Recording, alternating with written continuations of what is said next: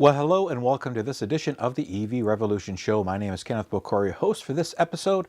Hope everybody's staying safe and following public health guidelines as we get through the pandemic further. I know it doesn't sound that good, but there is a light at the end of the tunnel. We will get there. Thank you very much for taking the time to join me. I've got a few stories that I've been following for this week's episode, so let me get right into it. Well, it's a happy week here to start the show off as U.S. President Joe Biden announced that the entire federal fleet of vehicles will be replaced with American-made EVs. Now, according to the U.S. General Services Administration, the federal fleet has over 645,000 vehicles. Of those, over 225,000 belong to the U.S. Postal Service and over 173,000 belong to the military. In addition, Biden has also announced a large infrastructure plan to fund about 500,000 public electric vehicle chargers, which will aid with the new surge of EVs. Biden claims that this will also create 1 million new jobs in the clean energy industry.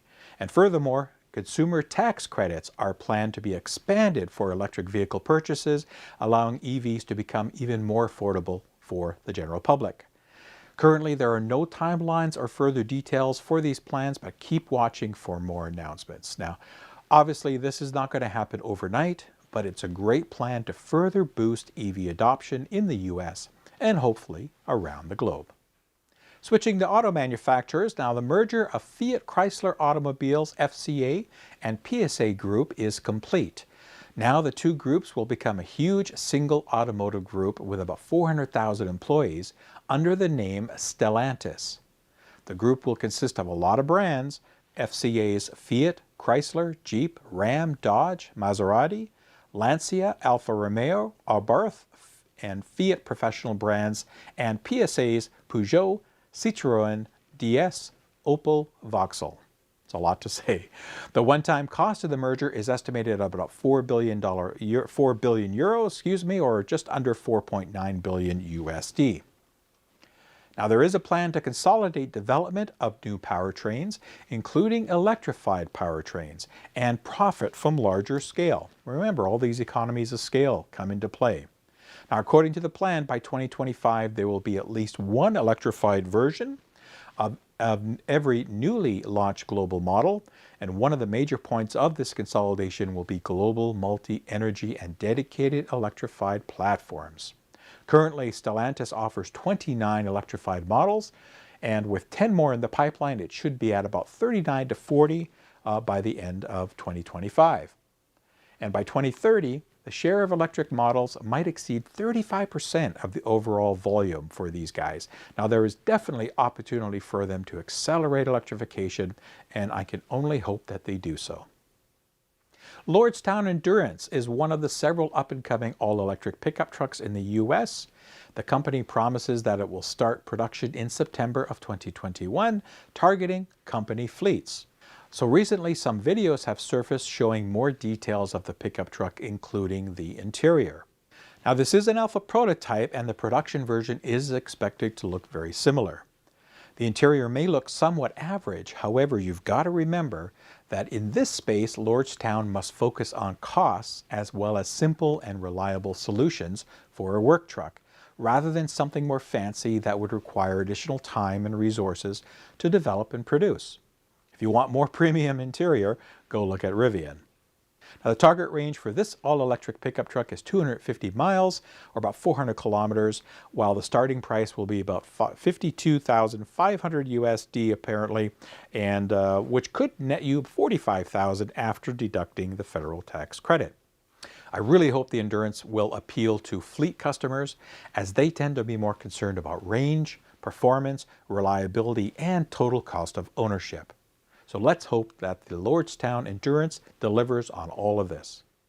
So I haven't talked about the Jeep brand for a while. They actually have now introduced in Europe, it's their third plug-in hybrid model, the Wrangler 4xe, which recently entered production in the US. Now, sales in the US should start during the first quarter of this year, while in Europe, the first customer deliveries are expected by this summer. The new model will come with new driving modes: hybrid, full electric, e-save, as well as specific functions for electrified driving and charge management. Now, here are some of the specs. The range from all electric is expected to be about 25 miles of EPA, 40 kilometers, and 400 miles or about 600 and change kilometers total range. Out of that, it's got a 17 kilowatt hour battery, which is a Samsung SDI lithium ion with NMC cells, about 96 cells in total. 0 to 60 in about 6 seconds, and it's all-wheel drive. Has peak system output of 280 kilowatts, about 375 horsepower, and 637 newton meters, or 470 pound-feet of torque. It's also the electrified system has a 2-liter turbocharged gasoline i4 engine with all kinds of other stuff. Now, in the coming years, Jeep intends to offer at least one electric or electrified version of each of their models. Now, as you folks know, I'm not a big fan of small battery and small range plug-in hybrids, and 25 miles or 40 kilometers is lean in my opinion. However, I do know that it may work for some, but I really hope that Jeep focuses more on all-electric models in the future. Now, my last story today is about a company called Vinfast. Vinfast is a Vietnamese startup company that has been building some ICE vehicles, and they've just now shown their first 3 all-electric models called the VF31, 32, and VF33.